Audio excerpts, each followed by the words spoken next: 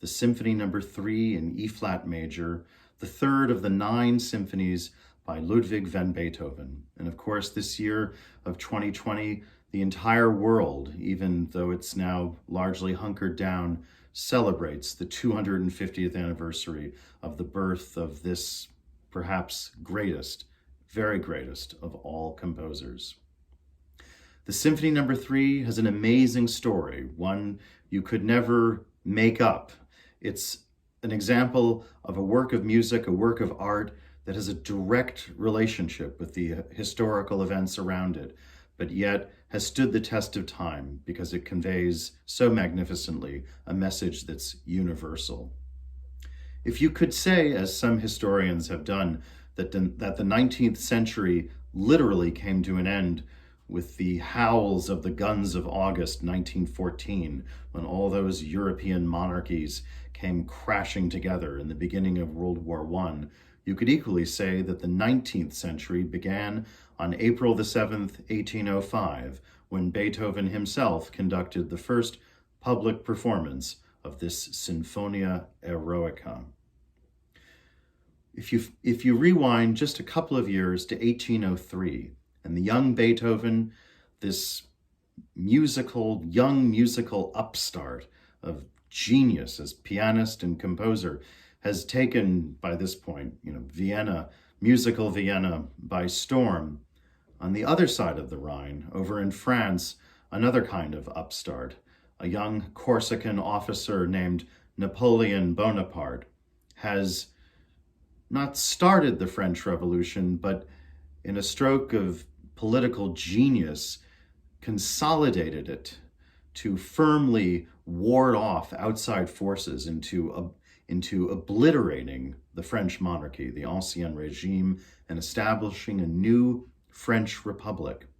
And the young Napoleon, like across the Atlantic, the aged George Washington, declares that he will not be an emperor or king, but merely a first consul of France.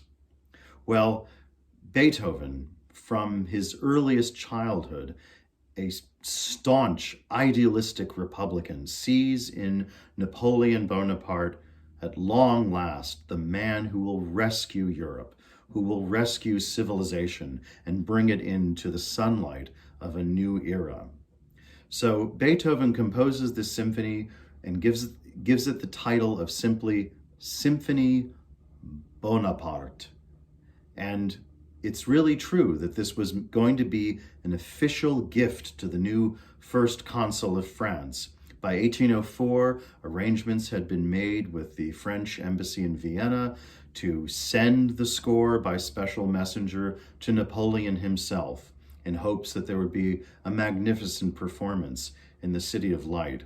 Well, just a few weeks later, that same year, in one of the most scandalous moments in history, Napoleon would then literally crown himself Emperor of France.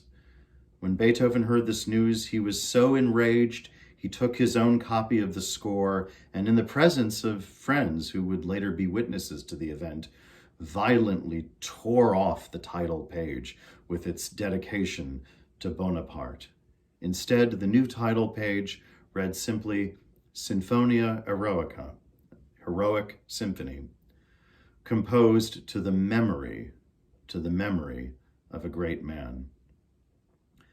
When Beethoven's Third Symphony was premiered in 1805, no one in Vienna or anywhere else had ever heard a symphony like this. Just in its length alone, the symphony runs at a solid hour in duration. My friends, you could perform three entire symphonies of Haydn or Mozart, Beethoven's forebears, in the time it takes to perform Beethoven's third. But of course, it's worth every moment. This symphony, literally, with its crack opening chords, begins the age of revolution, musically speaking. Even the first theme itself, this singing, idealistic idea in the cello section, which then gets translated to those greatest of military instruments, the trumpets, which is then developed to a shattering climax in the middle of the first movement, and then is somehow brought back together to a glimpse of musical sanity. The second movement, following that first movement essay in, it should be said, the traditional sonata form, the second movement is one of the most famous musical utterances of Beethoven. It is not just a slow movement, it is really a massive tone poem that is a funeral march. Here, all of the hopes and dreams of the Age of Revolution are not dashed, but rather mourned again in an ultimately idealistic manner. The music is so tragic and yet is ultimately hopeful. One is mourning those who made the ultimate sacrifice to the revolutionary cause, but one certainly does not feel that their sacrifices were made in vain. The scherzo is Beethoven at his dancing best, a work of, I wouldn't say excitement, rather sheer electricity. Beethoven may have preceded Edison by several generations, but this scherzo is like the musical equivalent of sticking your finger into a light socket. It's just an amazing little essay of just coiled energy.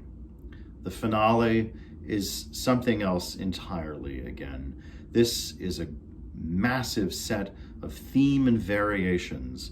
The theme is actually one that Beethoven had used 3 times previously already in his musical career.